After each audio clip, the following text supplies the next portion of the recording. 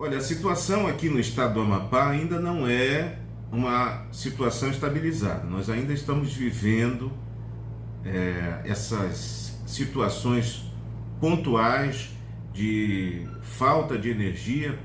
Para se ter uma ideia, na segunda-feira nós tivemos 3 municípios que ficaram sem energia das 23 horas da segunda-feira até por volta das 3 da tarde da terça-feira. 3 municípios aqui do estado ficaram sem energia, além de pontualmente alguns outros bairros aqui.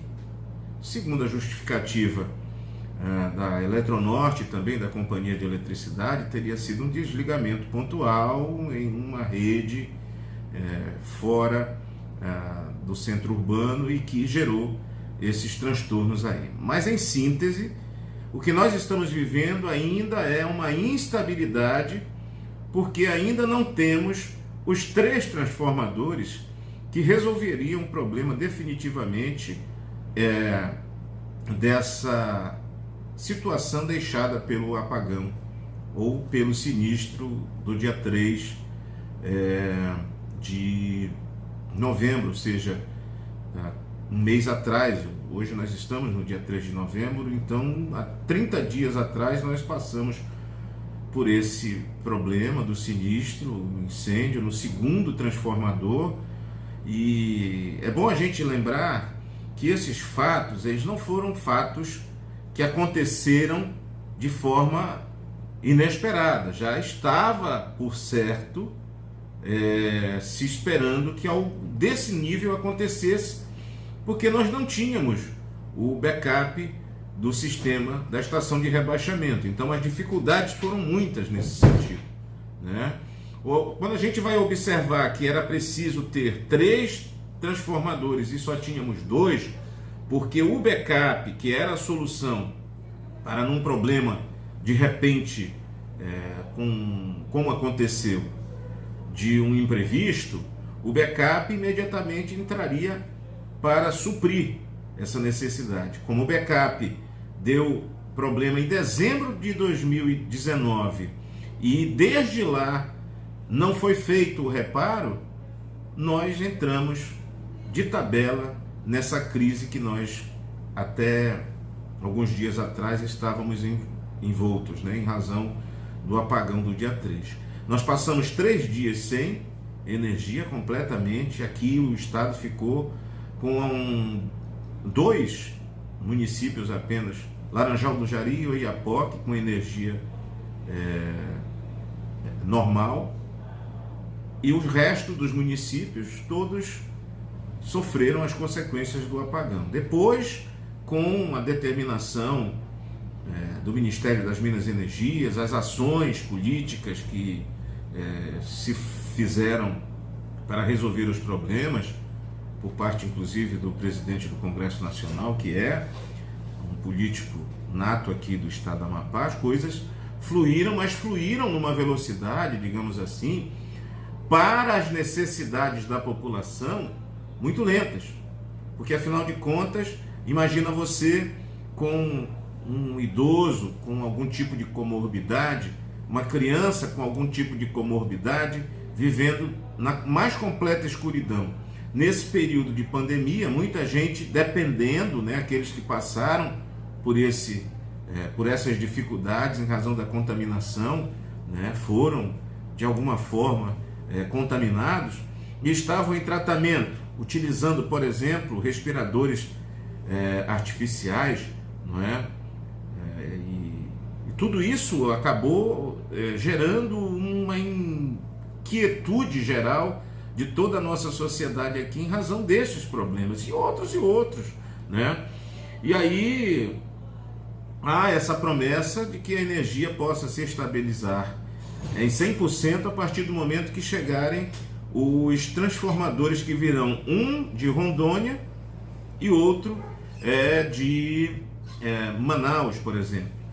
Então, nesse sentido, o que dizem é que a gente poderá estar com a estabilidade da energia 100% a partir da chegada desse terceiro, porque esse terceiro, que vem inclusive de Rondônia, ou melhor, de Roraima, o backup, se algum desses dois que já estão aqui, e é bom se dizer que esses dois transformadores que nós temos aqui, um foi danificado parcialmente quando o segundo, no caso, pegou fogo. Para entender como é que a coisa funciona, é o seguinte: são 3 transformadores, um foi danificado em 2019, portanto, era o backup, nós não tínhamos. Estávamos com 2. Dos 2, um veio a pane. E com o incêndio, acabou danificando o terceiro. Então, o terceiro foi recuperado. E agora, com a chegada do segundo, que veio de Laranjal do Jari, foi restabelecido de forma paliativa a energia, mas precisamos desse terceiro para termos o backup se um desses 2 que estão funcionando aí vier a ter no futuro algum problema, já tem um backup. Era o que nós não tínhamos. Só que agora vem um problema não só para Roraima, como também para Laranjal do Jari, porque o backup de Laranjal do Jari veio para cá e o backup de Roraima também veio para cá. E Roraima já tem um problema seríssimo, que ele não faz parte do Sistema Nacional de Energia. Então já começa a perigar também esses 2, essa unidade federativa que é Roraima e essa unidade municipal do estado do Amapá, que é Laranjal do Jari, se porventura acontecer a mesma coisa que aconteceu conosco aqui. Então, esse restabelecimento, na verdade, da energia de forma mais efetiva vai demorar, porque precisa desse terceiro para a gente poder ter garantias de 100% da coisa. Quanto ao setor econômico que foi mais afetado, por certo, foi o setor de prestação de serviço, porque é um setor essencial aqui para o estado do Amapá, né? A grande maioria das empresas, elas estão dentro deste setor, do setor de prestação de serviço. E foi um setor atingido assim com um índice muito alto de perdas, principalmente do fator financeiro, por conta de que muitos destes fizeram compras nesse período, né? Só eram hotéis, os estabelecimentos de atendimento ao público, como supermercados, né? Mercantis, enfim, todos esses setores de alguma forma acabaram sendo atingidos de forma muito incisiva, principalmente, como eu já falei, o setor de prestação de serviço, porque foi uma desmobilização por 3 dias. Por 3 dias esses setores ficaram parados, e o fator não é só as pessoas que trabalharam ou que trabalham no setor de prestação de serviço, mas toda a sociedade, né? De alguma forma foi atingida com a desmobilização disso, porque a gente não sabia para onde correr, né? Nós não sabíamos para onde correr porque todo o sistema de prestação de serviço estava desmobilizado, digamos assim, né? Então, este setor, o setor de prestação de serviço, que é essencial para nós aqui em síntese, foi o que mais foi vulnerável a tudo isso. É lógico que o setor também de vendas e compras de alimentos, né? Nós tivemos aqui perdas incalculáveis. Isso ainda está sendo levantado por cada setor. A gente não tem ainda um horizonte. Existem algumas entidades, por exemplo, como o Sebrae, que recentemente, para ajudar numa análise mais técnica, o Estado a ter um parâmetro de que setor poderia ser o mais prejudicado e, portanto, quais as ações poderiam ser norteadas pelo governo do Estado para que ajudasse esse setor, é o que está dando um parâmetro, mas isso é muito pontual. Então, muitos setores aqui não só foram desabastecidos, como tiveram as suas atividades paralisadas por 3 dias, e o prejuízo é incalculável ainda quando a gente vai para o setor, por exemplo, de gêneros alimentícios. Para você ter uma ideia, nesse período dos 3 dias aí, muitos supermercados tiveram que doar alimentos perecíveis para não ter uma perda, digamos assim, mais desumana, de ter que jogar tudo isso fora. Mas aí também vem um outro fator: vai doar, mas quem vai receber a doação vai botar isso aonde?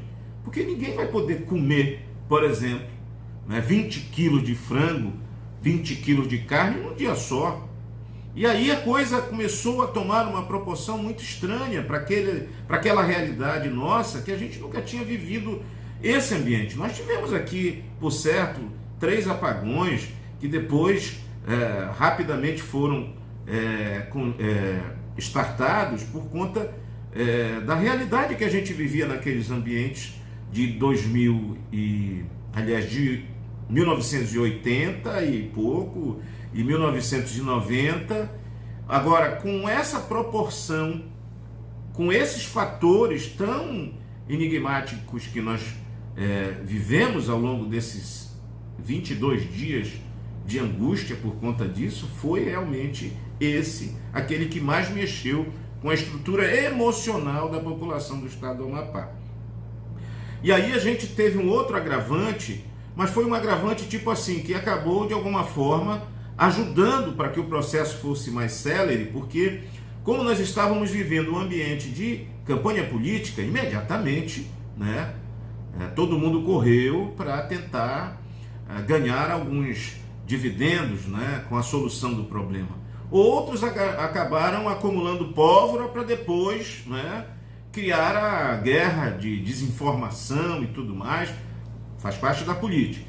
Mas nós vivenciamos isso aqui, E aí a gente está tentando, aos poucos, ainda ir reestruturando esse processo todo,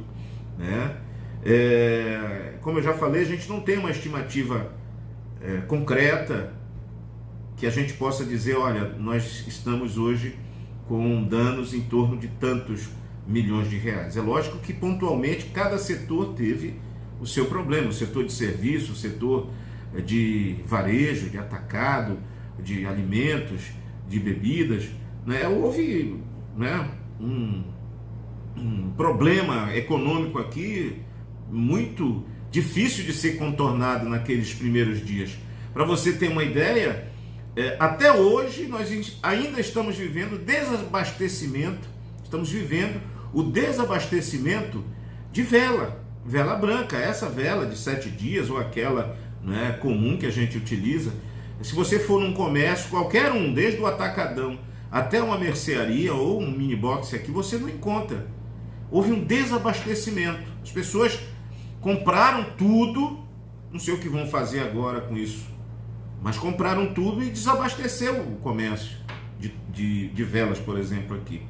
Mas não foi só isso, nesse desespero, por exemplo, de conservação de alimentos, porque como o apagão chegou exatamente no período em que as pessoas estavam fazendo as compras de final de mês, que é normal, a reposição, digamos assim, da despensa, o apagão foi no dia 3, no dia 3 de novembro, e hoje, como eu já falei, hoje nós estamos em 3 de dezembro, fazem 30 dias. Nós passamos esses 3 dias com situações assim que você diz, puxa, mas isso é inimaginável para uma realidade de um Brasil. Olha, nós tínhamos aqui, por exemplo, um garrafão de água que a gente comprava aqui no campo por R$6, sendo vendido a 30. Depois a gente teve, por exemplo, coisas simples do cotidiano. Eu vou te dar um relato pessoal. Nessa agonia da gente tentar salvar os alimentos que nós tínhamos comprado para o mês todo, principalmente aqueles que eram alimentos perecíveis, como carne, peixe, frango, essa coisa toda, a gente teve que ir atrás de gelo. Eu comprava um pacote de gelo aqui, no mini box que a gente compra aqui perto do escritório, a R$3. Tinha gente vendendo pacote de gelo a 15. Tinha gente vendendo um balde, desses baldes pequenos, a R$30 de gelo. Eu passei numa fila na fábrica de gelo aqui no centro da cidade 24 horas para conseguir comprar 12 pacotes com 2 quilos de gelo cada um, para poder tentar salvar aquilo que a gente já tinha comprado enquanto alimentos perecíveis para o mês todo, porque descongelou tudo. A gente teve problemas de água potável e da água para o cotidiano, que a gente teve. Eu tenho um poço artesiano aqui, por exemplo, tive que buscar no Poço Amazonas, puxando no balde, não é? Então foi na verdade, eu nunca estive numa guerra, mas aparentemente me parece que o psicológico de quem está numa guerra é muito parecido com isso que a gente viu aqui, a questão da sobrevivência, né? As pessoas desesperadas correndo atrás dos comércios, atrás de velas, sem muita informação de quando a gente ia poder ter a energia restabelecida. Então se comprava assim no exagero as coisas e penalizava grande parte da população. Aqui, por exemplo, nesse período em que saiu o cronograma de rodízio da energia, muita gente disse, bom, eu não vou viver essa realidade porque isso está fora. E aí corriam para comprar aí nos armazéns aqui geradores, por exemplo. Você ia de manhã, o gerador custava 1.500, quando você voltava à tarde já estava 5.000. Para você ter uma ideia da realidade que a gente estava vivendo, né? Até hoje tem gente aí tentando revender os geradores, porque compraram na agonia daquela situação que a gente estava vivendo e agora querem repor o recurso que gastaram, né? Então aí, na beira da rua, vende-se o gerador, aluga-se, enfim. Então, a nossa realidade hoje, ainda não posso te dizer que ela é uma realidade estável, né? O ministro, inclusive, das Minas e Energias esteve ontem aí, né? E agora a gente também já começa a ficar um pouco preocupado, porque tem essa questão também de âmbito nacional, né? Que a gente pode ficar também vendo outras regiões do Brasil sofrendo as mesmas consequências que a gente aqui. A pesquisa, por exemplo, do Sebrae sobre a questão dos empresários aqui falam das perdas de clientes, e é verdade. Um dos pontos que acabou penalizando muito o setor econômico foi que as pessoas se retraíram das compras, né? E não seria diferente, porque, como eu falei, não foi um problema pontual de um segmento, foi um problema que gerou transtorno para toda a sociedade, do empresário ao vendedor, da família do empresário à família do vendedor, todo mundo envolto no mesmo problema. Aqui a gente tinha problemas, por exemplo, quem ia para o hotel para se hospedar durante a noite ficava temendo que houvesse invasões, furtos na sua residência. Olha aí o nível de situação que a gente viveu. E isso aconteceu, né? Muitos furtos. Nós tivemos problemas aqui, por exemplo, de sinistros em residência. Pelo menos 10 ocorrências houveram de casas que foram incendiadas, algumas com perda total, porque nesse pisca-pisca da energia, vai e volta, no primeiro momento eram de 6 em 6 horas, depois passou para 3 e 4 horas, muita gente estava assim, preocupado e sem muito o que fazer, porque a angústia era tanta e o psicológico já estava tão afetado, porque imagina você ter que dormir 3 horas, depois de 3 horas você acorda porque você tem que desligar o teu disjuntor para evitar que na volta da energia teus equipamentos queimem, e dali para frente você não consegue dormir mais. Aí você vai esperar 3 horas acordado para poder, quando voltar a energia, você dormir mais 3 horas, quer dizer, o teu relógio biológico ficou totalmente maluco. As pessoas aqui, chegou um período que as pessoas ficaram num estado de nervo fora do comum, né? Iam para as manifestações, outros brigavam pelo meio da rua. Foram cenas e mais cenas que aqui foram relatadas de pessoas, e a gente, como eu sou jornalista, eu recebo essas informações direto aí nos nossos canais de informação, pessoas brigando no trânsito, brigando no meio da rua, e gerou assim um pandemônio geral, porque os nervos psicológico das pessoas estava no estado limite, né, para todas as situações que a gente estava vivendo aqui. Se não fosse o medo que a gente já vive por conta da pandemia, ainda tivemos que encarar essa realidade. É um teste, como diria o Galvão Bueno, para cardíaco, né? É uma coisa difícil de se encarar, né? Hoje o Estado está lançando um programa de apoio, né, com linhas de crédito para a grande maioria do setor produtivo, para tentar dar uma impulsionada, não é, nesse processo de reestabilidade do setor econômico aqui. E isso foi lançado inclusive ontem, né, uma coletiva que o governador convocou aí a imprensa e todos os setores signatários do comércio para tratar sobre isso. E aí tem várias entidades envolvidas e também instituições bancárias, Caixa Econômica, Banco do Brasil, nosso banco de fomento aqui, que é a FAP, enfim. Está todo mundo agora tentando dar solução para que a roda econômica, não é, possa girar com mais velocidade. É a resposta mais imediata agora que há essa estabilidade, entre aspas, da energia.